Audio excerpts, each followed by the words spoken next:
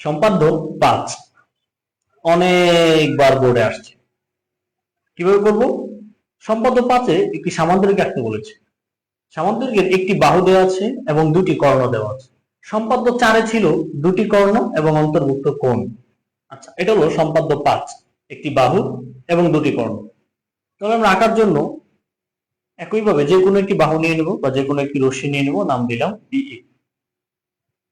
এবার এই বিই রশ্মি থেকে ভূমি এ এর সমান করে বা একটি বাহু যে দেওয়া আছে সেই বাহুটা সমান করে বিডি অংশ কেটে নিলাম। এবার বিডি অংশের দুই প্রান্তে আমাদের কোনো কোণ দেওয়া নাই, দুইটা কর্ণ দেওয়া আছে। আমরা জানি সামান্তরিকের কর্ণদ্বয় পরস্পরকে সমদ্বিখণ্ডিত করে। সামান্তরিকের কর্ণদ্বয় পরস্পরকে সমদ্বিখণ্ডিত করে একজন আরেকজনকে সমান দুই ভাগে ভাগ করে দেয়।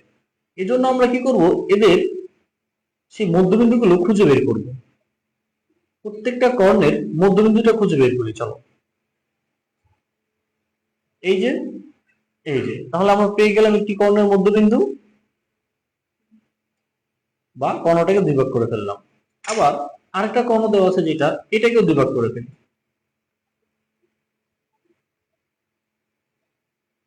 এটাকে যদি দুই ভাগ করি তাহলে আমরা যেখানে পাবো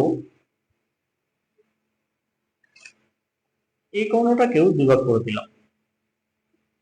ওকে, এইবার আমাদের শর্ত হলো সামান্তরিকের কর্ণদ্বয় পরস্পরকে সমদ্বিখণ্ডিত করে। তাহলে এই জন্য আমি অর্ধেকটা কর্ণ নেব, এই অর্ধেকটা কর্ণ এই পাশে বসাই দিলাম। আবার অন্য কর্ণটির অর্ধেকটা এনে এই পাশে বসে। ওকে, এই পেলাম কর্ণদ্বয়ের মিলিত বিন্দু। কর্ণদ্বয়টা এই দুইটা বিন্দুতে মিলবে। এবার চলো তাহলে এই কর্ণ দুইটা যদি এই বিন্দুতে মিলে তাহলে আমরা বর্ধিত করে দিই। এই দিলাম বর্ধিত। তাহলে এই কর্ণের অর্ধেকটা যখন এই পাশে বসিয়েছি আর অর্ধেকটা রয়ে গেছে, তাহলে বাকি অর্ধেকটা নিয়ে আসো। বাকি অর্ধেকটা নিয়ে এসে এখানে জোড়া দিয়ে দাও।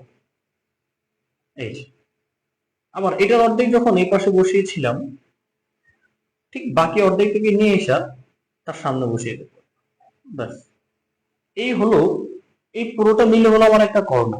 এটা একটা কর্ণ আর এটা একটা কর্ণ, আর এটা ছিল ভূমি বা বাহু। ওকে, তাহলে চলো এবার জাস্ট যোগ করে দিলেই হয়ে যাবে আমার একটি সামান্তরিক, যেটি নবম দশম শ্রেণীর সম্পাদ্য 5 হিসেবে গণ্য হয়। ওকে, তাহলে এই হয়ে গেল আমার A B C D সামান্তরিক। A B sorry C D, A B C D হলো আমার একটি সামান্তরিক।